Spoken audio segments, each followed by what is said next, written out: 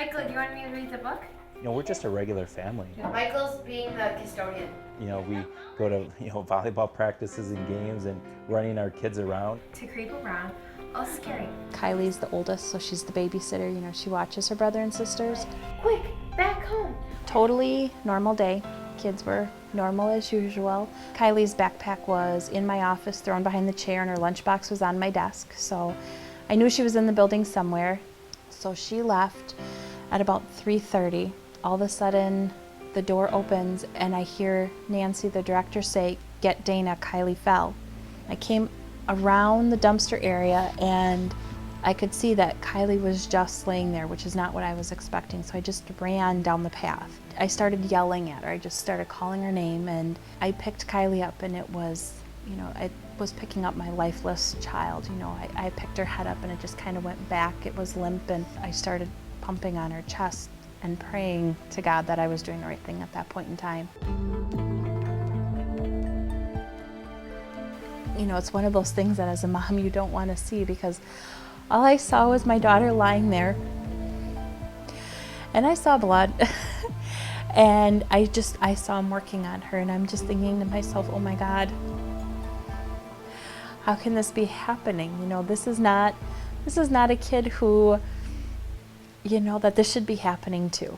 I had like 12 or 13, missed calls. She just said, "I want you to know, Kylie fell."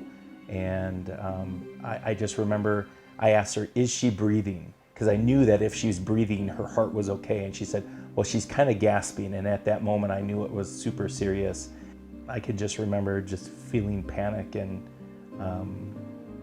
wanting to make sure everything was okay. An ASD or an atrial septal defect is essentially a hole between the two top chambers of the heart. It's typically not a heart problem that we think of that causes somebody to have an arrest. And it wasn't until about 10 o'clock that night that the doctors at Children's came and they said, "Your daughter has a hole in her heart." This kid she's strong. How does this happen to somebody who's seemingly healthy? It wasn't until they told us how big the hole in our heart was that caused the heart attack. But it was when the doctors came in with the MRI results that said, there is some damage to her brain, was the point that I really broke down.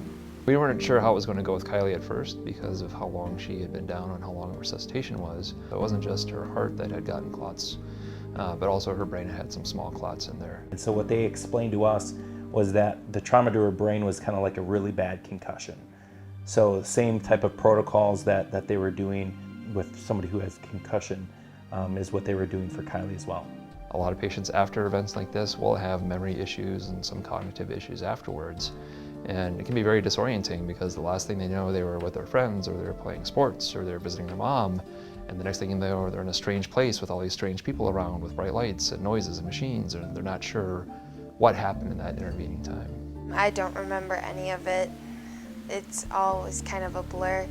When I heard what happened, after everything happened, I'm like, wow, I never knew I had anything like that. We knew that she was going to be having the open heart surgery.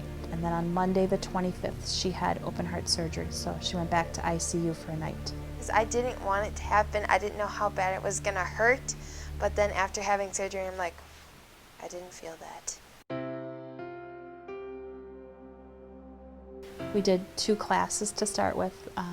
So she would go for 2 classes a day, and we tried that for like a week or so, and then went up to 3 classes, and that's how she finished the school year, was just 3 classes a day. And I was just worried for her of what was going to happen. But ultimately, we know that she's in a good school. She's got really, really good teachers, and they've been so supportive that it brought a level of comfort. I missed being with my friends and playing sports and doing things with my friends and being active. Her getting cleared as early as she did to get back to doing some of those normal things, I think really helped her heal a lot faster. Just knowing that she could go to volleyball, she could go to Girl Scout camp, and she could do all the things that she liked to do, I think really helped her. I think probably the most important reason to know CPR is just, you don't know when you're gonna need it, number one, and who you're gonna save or help in the long run. The only reason that Kylie had as good of an outcome as she did is because she got very prompt and very good CPR from initially her mom and then later the first responders that came and relieved her.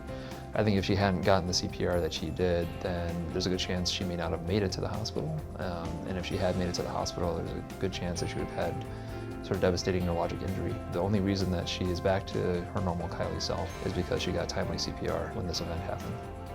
One thing is, I want everybody to get CPR trained because you could save somebody's life.